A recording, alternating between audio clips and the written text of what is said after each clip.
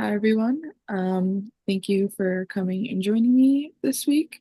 Um, so before I kind of get into things, or before we really dive into any of the topics that we want to discuss, I first quickly just wanted to do a little icebreaker to get to know each other a little bit better.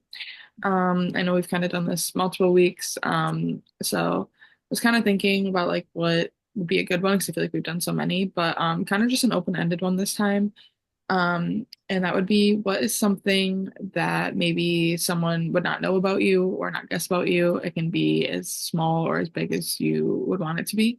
Um, for me personally, I feel like by talking to me or like something you may not know about me is that I am an only child. I feel like only child sometimes get that only child syndrome, and like you can sometimes feel like tell when people are only children or not.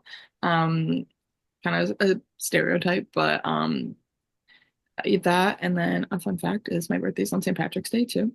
Um, but yeah, so I'll let one of you guys go first, whatever you feel like you want to share or not share, but kind of either like a fun fact or just something that someone may not know about you by just even just talking to you. Well, I can start off. I have a rescue cat, and her name is Petunia. Love that. Love that. So fun.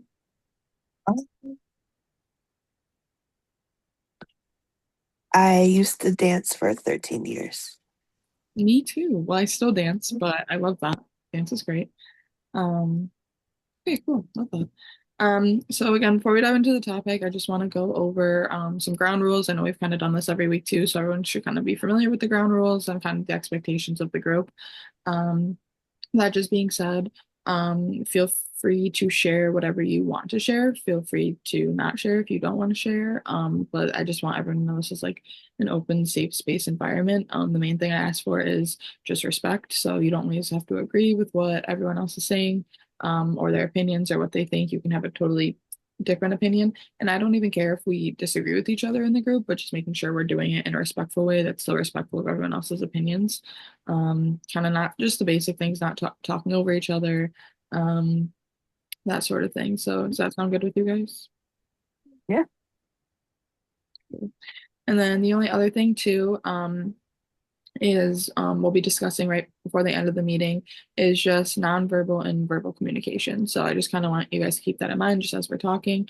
What are some things that you can do yourself or and be mindful of, or things that you've noticed other people are doing, either with the verbal like way you're speaking, your tone of your voice, the way you're communicating things, the way you're saying things, and then also just the nonverbal communication. So make sure we're maintaining eye contact with one another and acting like we're actively focused and engaged on what the other person's saying. I think that creates a more safe and open environment for people to be able to express things freely and openly. So, like I said, we'll just save a few minutes at the end to kind of just discuss what you guys thought about that, feel like how we did as a group, what can maybe be improved on, um, or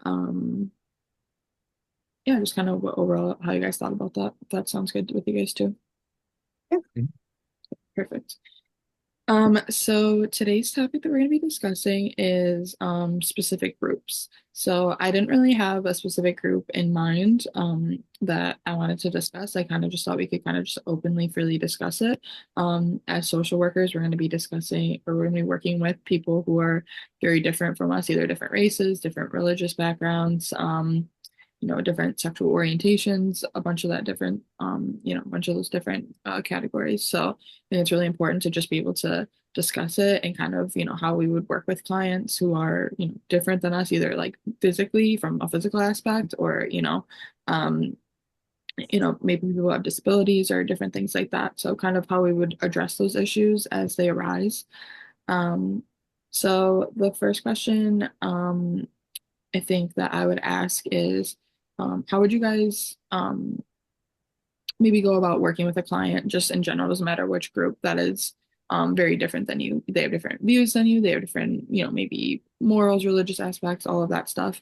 And how would you guys not let your personal, opinions or views or things like that get in the way of working with a client who is like clearly different from you, just even speaking to them, you can tell that they're very different than you. How would you guys kind of go about handling that and not letting your personal opinions or views get in the way? I can go first.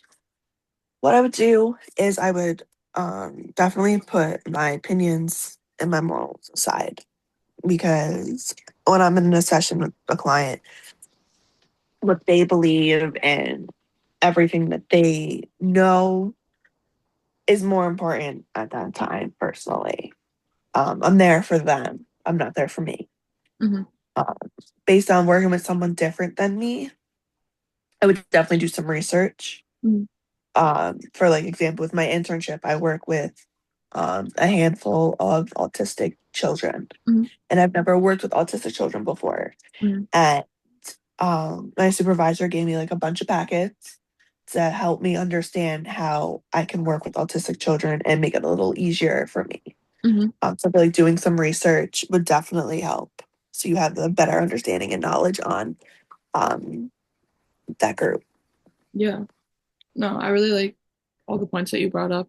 Um, I think like, as much as we want to try to say like, oh, I want to put myself in that person's shoes and like understand, like I think it comes to a point where like there's also a part of us that has to realize like you probably will never understand fully what it's like to, um, experience, the things that the other group has gone through if you haven't personally experienced them themselves. But I really like how you brought up about the information and the packets and studying and even like learning from like like a literature standpoint like of like how you can best like help specific groups you're working with. um I know for me personally, like I work in my internships at a hospital.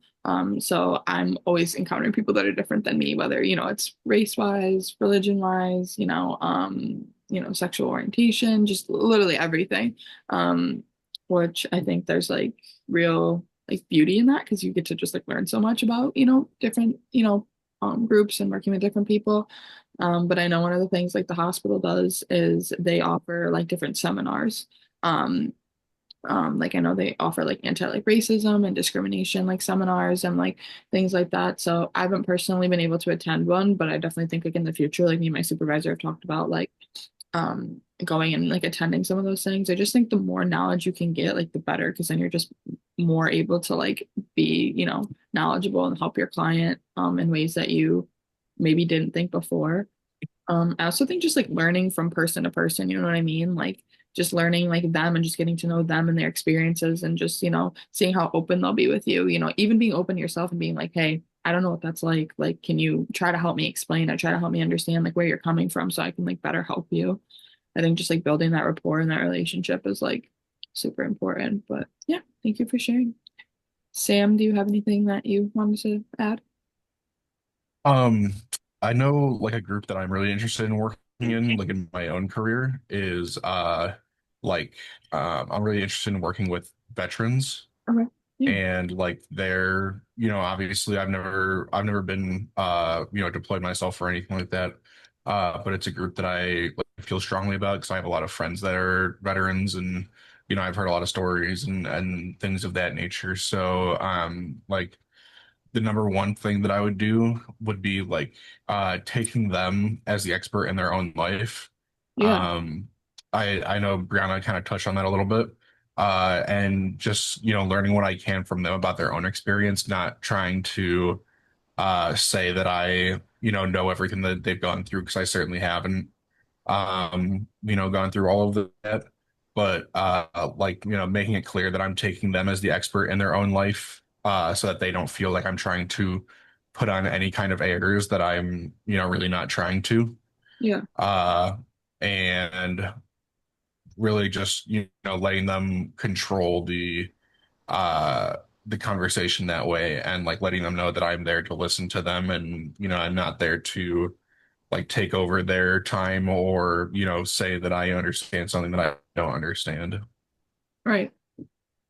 No, I think you brought up a lot of good points in that. I think it's about, being able and willing to do like both things, like you said, like just talking with the client and saying like, hey, I don't understand where, what it's like to experience that, your experiences, where you're coming from, you teach me. I think, a lot of times like as like, professionals, especially like, in social work and different things like that, we're considered the professionals, we're the ones that considered like, oh, I'm the ones that help you. But I think it's just like about being like humble in that aspect and being like, no, like you have stuff to teach me and like I want to learn like from you. And like, yeah, it's important to, get into the literature and research and go to seminars and do different things like that. And like, I think that's like all around just like being knowledgeable and helping take care of your client. But I think it's a balance of doing that and then also like getting it straight from the source themselves, because like as much as, you learn about different groups or maybe overall arching experiences of different groups or, kind of, you know, learning more information, like no one knows the patient better than the patient themselves, right? Or the client themselves. So,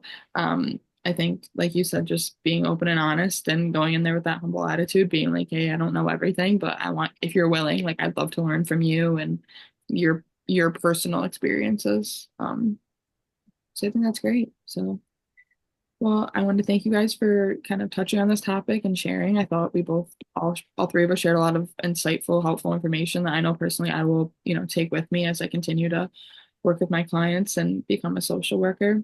So before we kind of wrap things up, I kind of just wanted to kind of run back to the what I said in the beginning about the nonverbal and verbal communication. And kind of want each of your guys' opinion on how you feel like that went, or maybe something that could have gone better, something you could have done better personally, something you noticed, or just overall kind of how each of you felt about that kind of aspect. I felt like it was good. I felt like we were all, seeming like we were paying attention to each other, being respectful of each other's boundaries, and it didn't seem like anybody was like fidgeting or anything like that. That would kind of indicate that they're, focused on something else that's not, whoever's talking. I just feel like we put forth some respectful body language and some active listening cues to let each other know that we, we're really listening to what each other were saying. Yeah, awesome. Great. I agree with Samuel. I feel like we did really, really great in this meeting. A lot of eye contact. We all paid attention to each other, which allows the person who is speaking not feel like they're not being listened to. So I feel like, active listening, 100% there. Our tone of voice was on point. Like, no one had that angry or upset tone of voice. They were very nice, calm. So I feel like it went very, very well.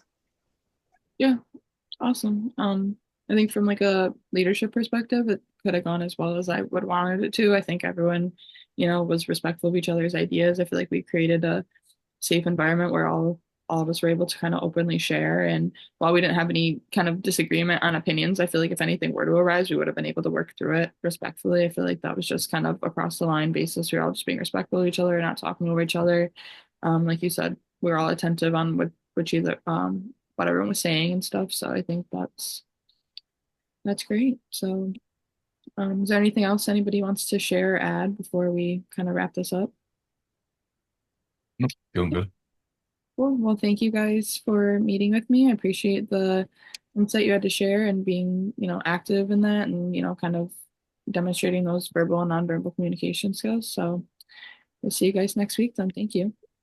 Sounds good. Awesome. Thank you.